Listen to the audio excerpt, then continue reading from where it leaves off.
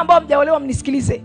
Kama uko kwenye mahusiano na kijana sasa hivi hajakuoa, inakubidi kufunga tatu kavu ili abadilike. My friend, ndani ya ndoa utafunga mwaka mzima kavu. I'm telling you. Kama sasa hivi kabla hajakuoa ana matabia ambayo yanakulazimisha kufunga tatu kavu, my friend, inside marriage you will fast the whole year now. Yani kuna vitu, my friend, you don't have to play. Usifanye mchezo. Kuna ma red flag ukisha yaona, umeonya mara moja mtu asikia habadiliki, my friend, huyo ni mbwa, huyo ni nguruwe. Unatupa lulu zako kwa mbwa na nguruwe. You have to tell yourself the truth. You have to be that hard on yourself this year. Usipoteze muda wako, usipoteze pesa yako.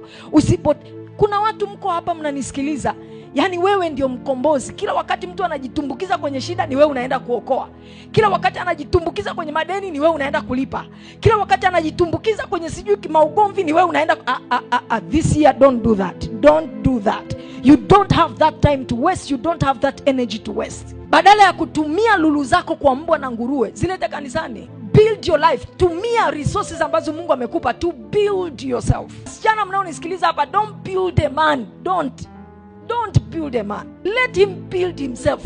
Don't be Barbara the builder. Unakuwa mdada fulani hivi, yani unajiona wewe ndio wife material mwenyewe. Kwamba ukiingia kwenye maisha ya mkaka, wewe ndio unajua kuyapanga. Madeni yote unamlipia. Lipa mama. Kodi ya nyumba unamlipia. Lipa. Safi sana. Wewe ndio wife material kabisa kabisa. I'm telling you the truth. Ukijikuta kwenye mahusiano na mwanaume wa hivyo, and this man is relaxed, this one is not a man, is a boy in the body of a man. Ni mtoto wa kiume ndani ya mwili wa mwanaume, sio mwanaume. Hakuna mwanaume kweli ambaye anaweza kuwa comfortable kuhudumiwa na mwanamke. Hakuna mwanaume wa hivyo. Ukiona mwanaume ambaye yuko comfortable kuhudumiwa na mwanamke na anakaa kabisa na relax na anakuita baby, gari anaendesha ya kwako. Ni wewe umechukua mkopo kazini umenunua gari, lakini yeye anaendesha.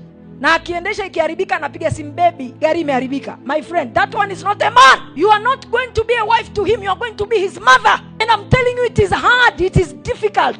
Drop off hiyo cockroach, tupa huko. Kwa sababu wanaume wengi wa hivyo, anza naye chini, utapambana, atakuwa, akikuwa anatafuta sasa mwanamke anayeona anaendana naye kwa ile level yake. Wewe alikukubali kwa sababu ulikubaliana naye kwa umaskini wake aliokuwa nao na kwa shida zake alizokuwa nazo. Sisemi kwamba kwenye maisha hakuna kusaidiana hapa na pale, but be careful.